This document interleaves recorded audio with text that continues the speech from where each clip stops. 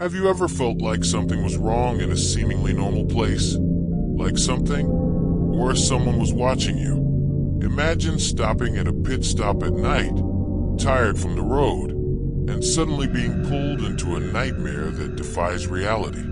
Today, you'll hear a terrifying story based on events that changed the lives of ordinary people and left them trapped in a cycle of terror that no one expected.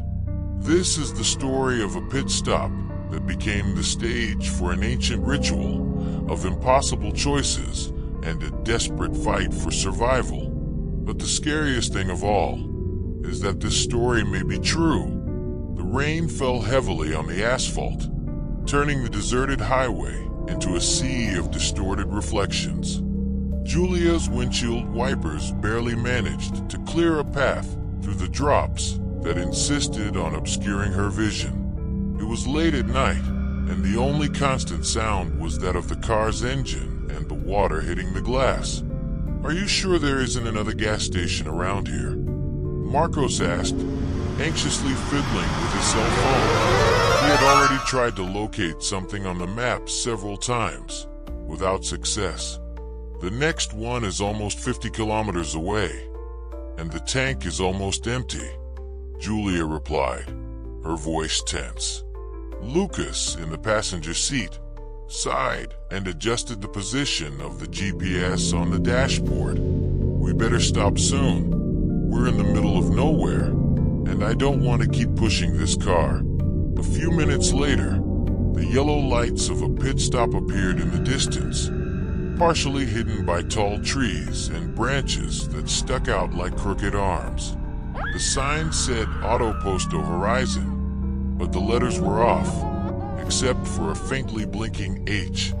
"This looks like a scene from a horror movie," Lucas commented, trying to lighten the mood. "Very comforting. Thank you," Julia replied, parking the car next to an old gas pump. As they got out of the car, the cold wind hit the three of them like a warning. The place looked abandoned. The main structure was a small convenience store, with dust-covered windows and a partially cracked glass door. The fuel pumps were rusty and looked like they hadn't been used in years. "Are you sure this still works?" Marcos asked, pointing to the pump. Lucas shrugged and began to investigate, while Julia looked around uneasily. The road seemed deserted, but the feeling of being watched was impossible to ignore. "Let's be quick," she said. "I don't want to stay here any longer than necessary." While Lucas tried to figure out how to operate the pump, Marcos began to explore the area, walking toward the store. He looked through the dusty window and saw shadows of empty shelves. He felt a shiver, but didn't comment. Suddenly, Julia heard a strange sound coming from the nearby forest. It was like a crack, followed by an indistinct whisper. She turned quickly, but saw nothing but darkness between the trees. "Did you hear that?" she asked, her voice shaking slightly. "Hear what?" Lucas replied, without taking his eyes off the pump. "It must have been the wind." "That wasn't wind," Julia muttered, hugging herself tightly. Marcos ran back from the store. "This store doesn't look right. There's something strange in there." "What did you see?" Lucas asked, frowning. "I don't know. I just thought the place was weird. It's best we don't go in there." The group decided to ignore Marcos's warning, but tension had already built up between them. Julia looked up at the dark sky, hoping the refueling would finish soon. But as they waited, the flashing H on the sign began to emit a low, almost imperceptible buzz. And then, without warning, all the lights flashed simultaneously. "Okay, this is definitely not normal," Julia said, breathing quickly. The silence that followed seemed deafening. They were alone in the middle of nowhere, but Julia had the distinct impression that something was very wrong. "Let's take a look inside," Lucas suggested, with a mixture of curiosity and discomfort. "Are you crazy? Didn't you hear what I said?" The store looks wrong, Marcos replied, taking a step back. And where else are we going to find someone to help? Lucas replied, already walking towards the door. Julia hesitated, but followed Lucas. The feeling of being watched still lingered, as if something or someone was hiding in the shadows, waiting. When they reached the door, Lucas pushed the cracked glass, which creaked in protest, before opening completely. The inside of the store was as desolate as the outside. Rusty shelves were scattered across the floor, covered in dust. Expired products and torn boxes were stacked haphazardly. In the corner, an old, sturdy-looking radio emitted a soft static, interrupted by small crackles. Who left that on? Julia muttered, crossing her arms. Lucas didn't answer. He was concentrating on something on the counter. A black-covered notebook with yellowed and torn pages. He opened the notebook, revealing pages filled with scribbles and incoherent messages. They are always watching. You can't run away. Never look at them. What's that? Asked Julia, leaning in to see. Someone with a lot of mental problems, probably. Lucas replied, trying to sound calm, but the tension in his voice betrayed him. Meanwhile, Marcos, who had decided to stay outside, was examining the gas pump. He felt a chill run up his spine, as if an invisible hand had touched him. When he turned around, he saw something moving in the forest. Something big, but too fast to identify. Lucas? Julia, he called, his voice raised and trembling.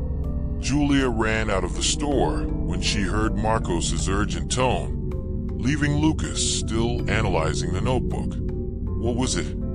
I think I saw something. Between the trees. She followed his gaze to the forest, but all she saw was darkness.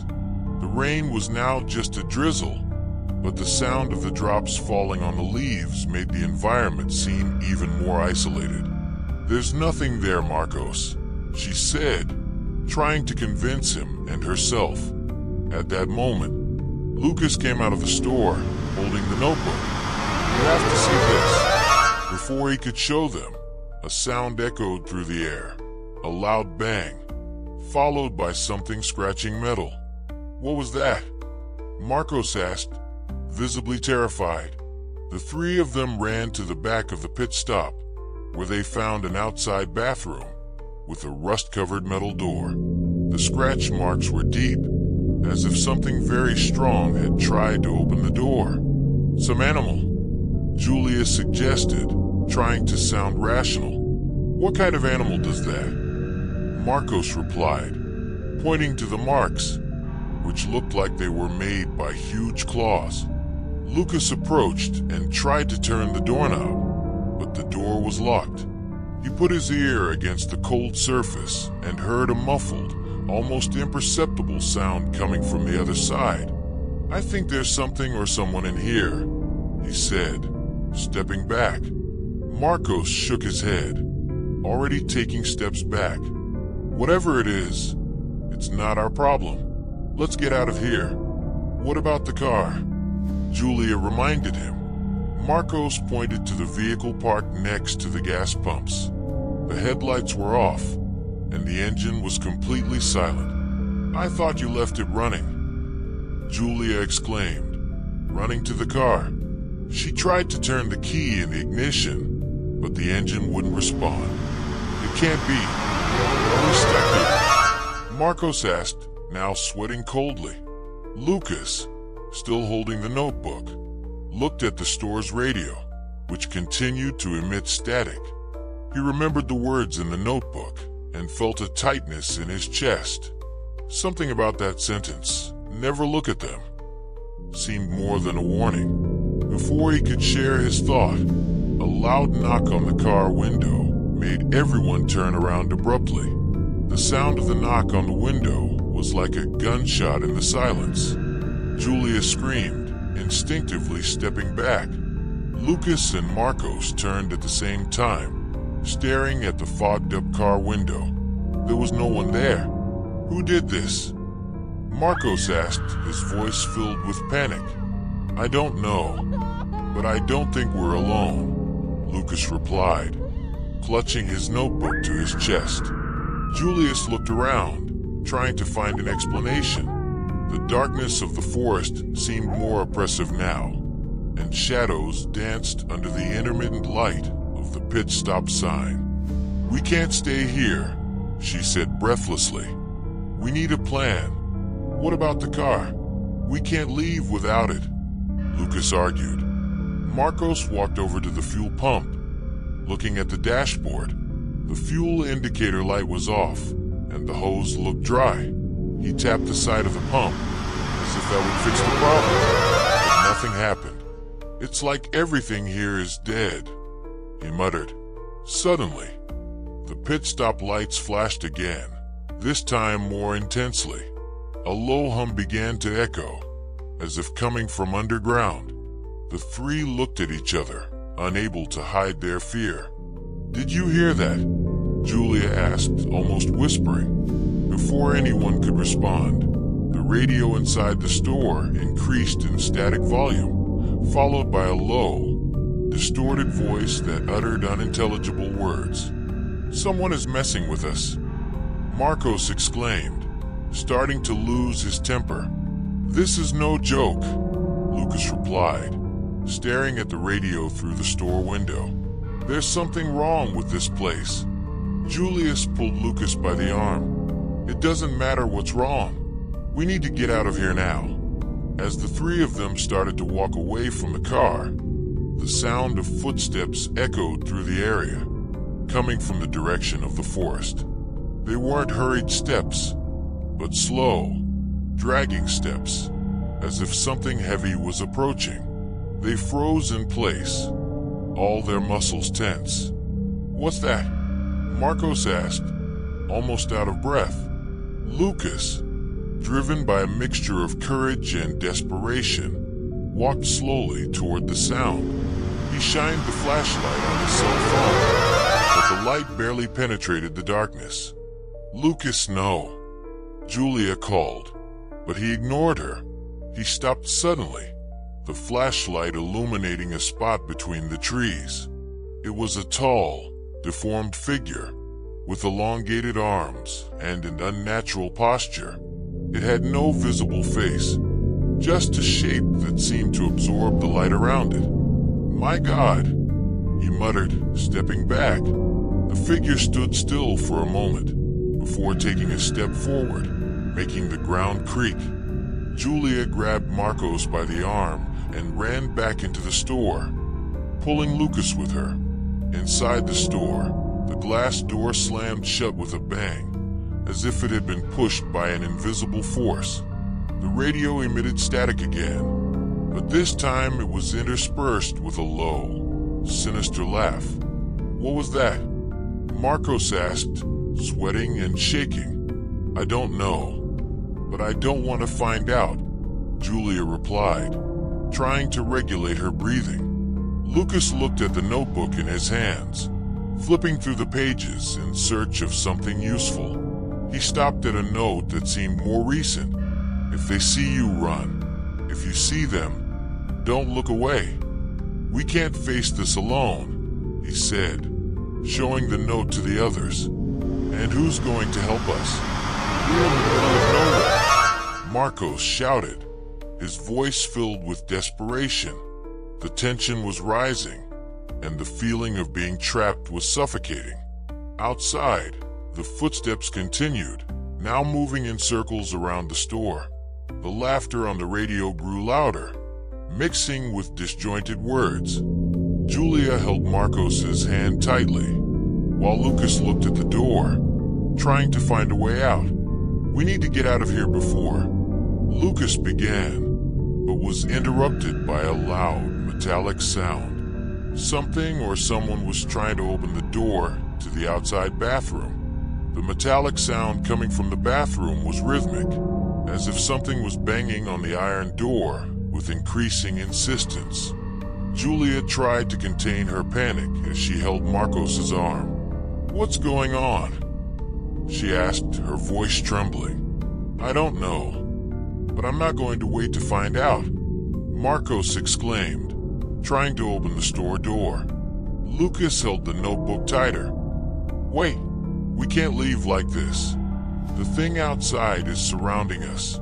So what's the plan? Stay here until we're found, Marcos countered, panic overflowing. The sound of scratching in the bathroom grew louder, followed by a distant scream, as if coming from inside the structure. Lucas glanced at the notebook, flipping through the pages quickly. There's something about this here. Does it talk about a ritual? Something interrupted. Ritual? Julia asked in disbelief. How is this going to help us now? Before they could argue, a loud bang echoed outside. The bathroom, previously locked, now had its door slightly open. Julia and Lucas froze, but Marcos, driven by a mixture of curiosity and desperation, walked slowly to the window to look. Neo faz isso. Cessura Julia, Macieli Neo respondeu. Eu espero pela janela embicada. Marcos viu a porta do banheiro balançando ao vento, revelando interior escuro e aparentemente vazio. No entanto, ele teve a nítida impressão de que algo se movia lá dentro. Eu vou ver o que é, disse ele abruptamente, movendo de rico à saída. Você fica louco, grita Julia, segurando-o pelo braço. E se for algo precisando de ajuda, não podemos simplesmente ficar aqui. Lucas tentou convencê-lo. Não sabemos o que estamos enfrentando. Isso não é normal, Marcos. Mas Marcos já estava decidido. E ele abriu a porta da loja e saiu. O som de os protestos de Julia e Lucas. Os dois ficaram malhando pela janela, enquanto Marcos caminhava ao banheiro, hesitando por momento antes de impor a porta aberta. O silêncio que se seguiu foi ainda mais aterrorizante. Ele entrou. Ele realmente entrou, murmurou Julia, com as mãos trêmulas. Devemos ir atrás dele? Pergunta Lucas, embora a resposta parecesse óbvia. Antes que pudessem decidir, grito agudo ecoou do banheiro. Julia e Lucas correram para fora, parando a poucos metros da porta aberta. O grito cessou tão abruptamente quanto cômico.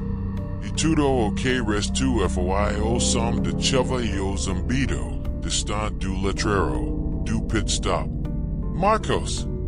Grita Julia, mas não houve resposta. Lucas apontou a lanterna para o interior do banheiro. O espaço parecia vazio, exceto por marcas estranhas nas paredes, como símbolos rabiscados com algo que parecia sangue seco. Onde ele está? Cessura Julia, o pânico evidente na voz. Lucas deu passo à frente, mas algo no chão chamou esse atenção. Era a carteira de Marcos, que era perto da porta. E ele a pegou e, ao abrir, encontrou pedaço de papel dobrado. Não era algo que pertencia a Marcos. No papel, havia uma frase escrita à mão. Elas levam-os que não seguem as regras.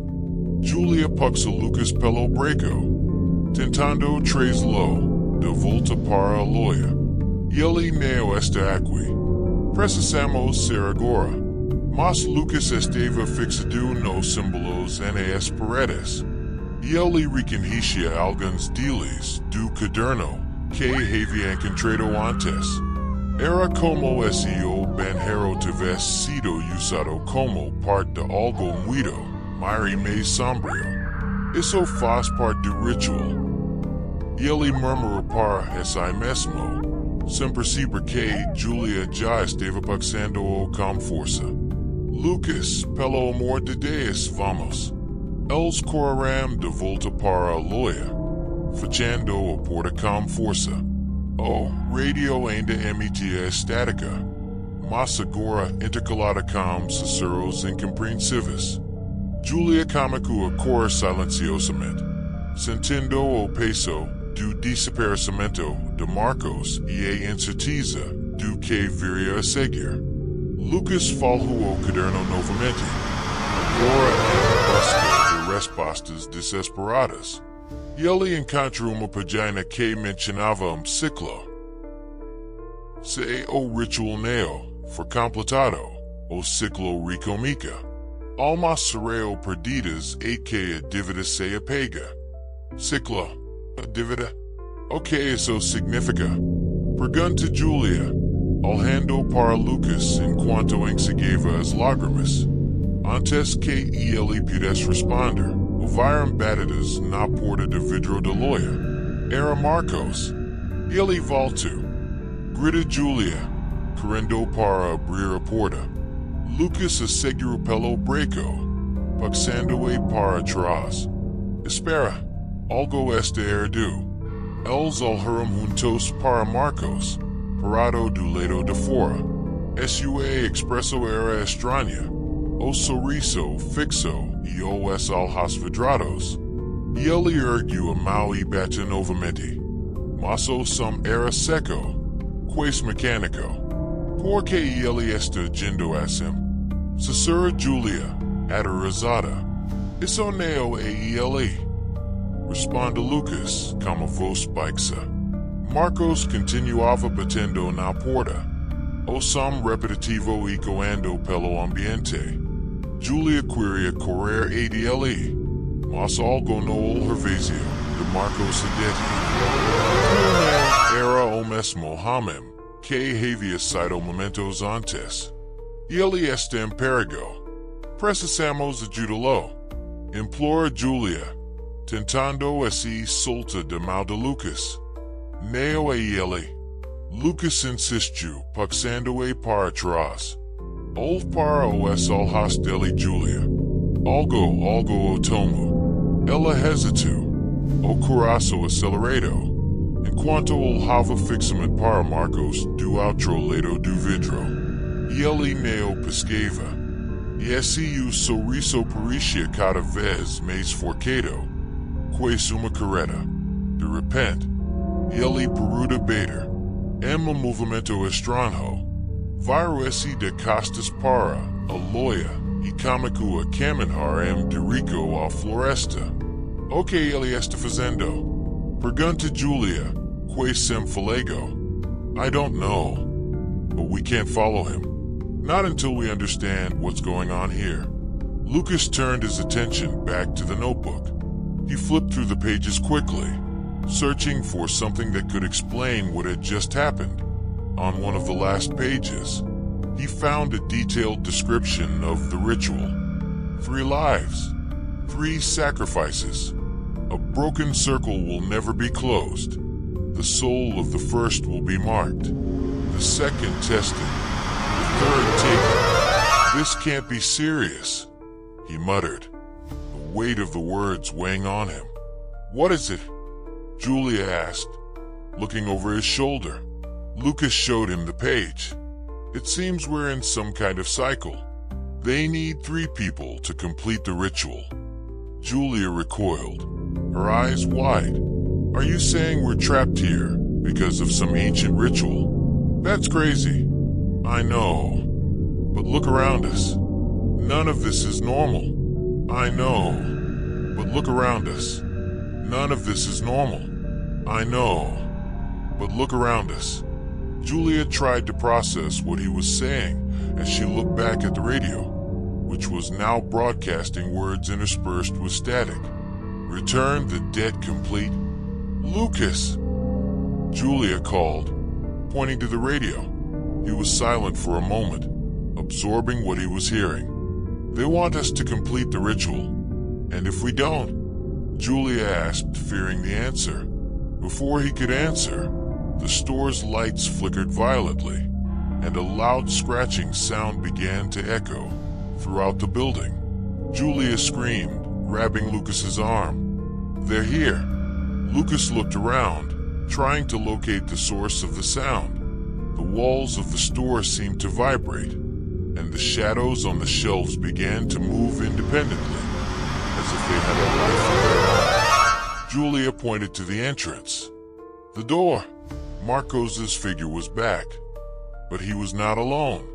Beside him, other shapes began to emerge from the forest, all with elongated silhouettes and inhuman movements. "We need to get out of here," Julia shouted.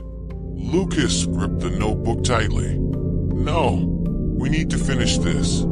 He opened the notebook to the ritual page and began to read aloud, trying to ignore the sound of the increasingly loud knocking on the door. To close the circle, one must offer something that will never be taken back. A choice, a sacrifice. Julia looked at him, terrified. "What does that mean?" "I don't know for sure."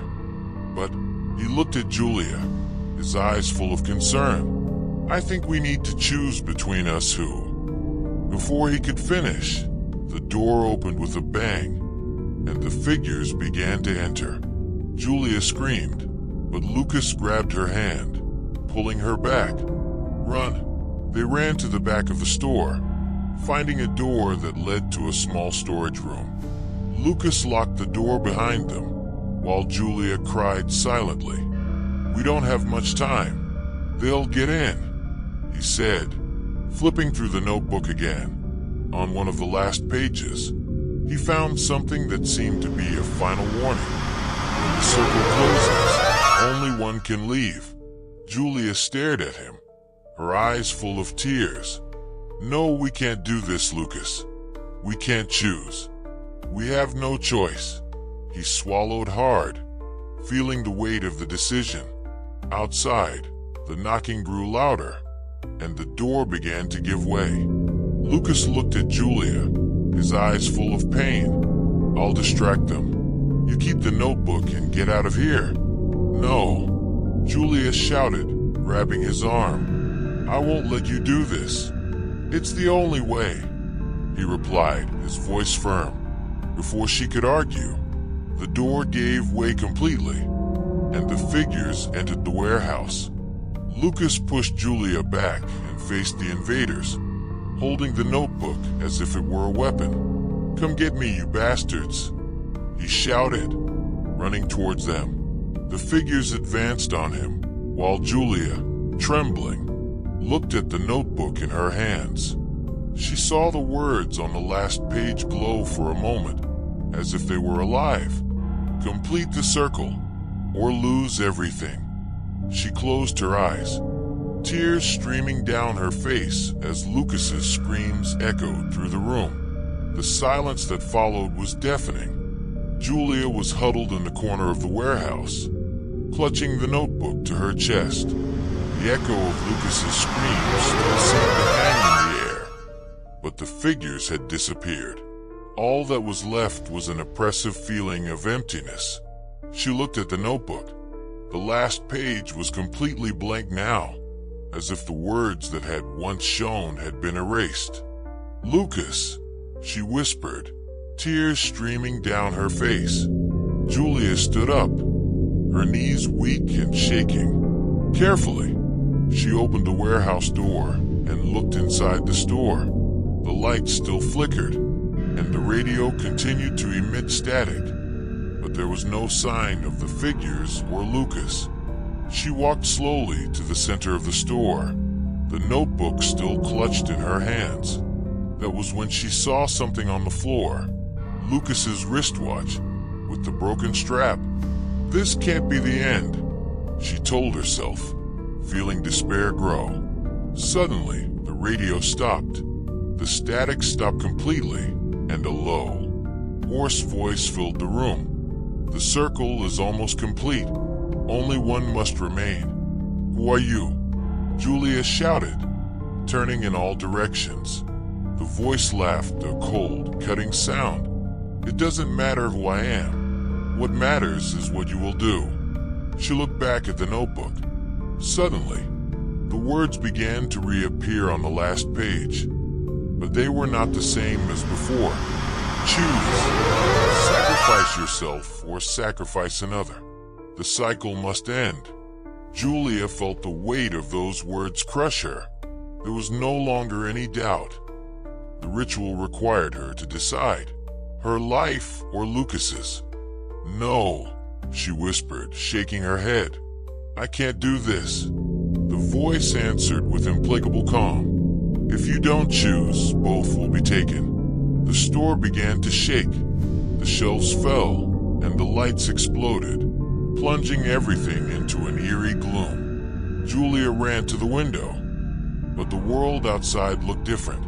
The forest was denser, the trees seemed to move, and the road was completely covered in a thick fog. She fell to her knees, sobbing. This isn't fair. It can't be like this. Suddenly, she heard a sound behind her. Turning, she saw Lucas. He was standing in the center of the store, but something about him seemed wrong. His eyes were dark, and his posture was rigid, as if he were a puppet being controlled by invisible strings. Lucas, she called hopefully, but he didn't answer. The voice echoed again. He's lost. Only you can save him now. Julia stood up slowly, facing Lucas. He took a step forward, his movements mechanical and inhuman. The notebook in his hands felt heavier than ever. She knew what she had to do. I sacrificed myself.